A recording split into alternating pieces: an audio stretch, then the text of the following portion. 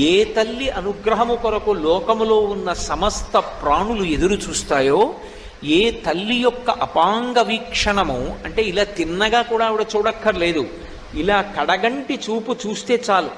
అపాంగై అమ్మవారు ఇలా చూస్తుందిట, కడగంటి చూపు అంతే. ఆ ఒక్క చూపు చేత ఒకడు మహదైశ్వర్యవంతుడవుతాడు. అమ్మవారికి యశస్విని అని ఒక పేరు లక్ష్మీదేవికి. యశస్విని లలిత కవనివ్వండి, పార్వతి కవనివ్వండి, లక్ష్మి కవనివ్వండి, సరస్వతి కవనివ్వండి, ఆ పేరు ఉంటుంది తప్పకుండా. యశస్విని అంటే కీర్తినిచ్చున్నది అని.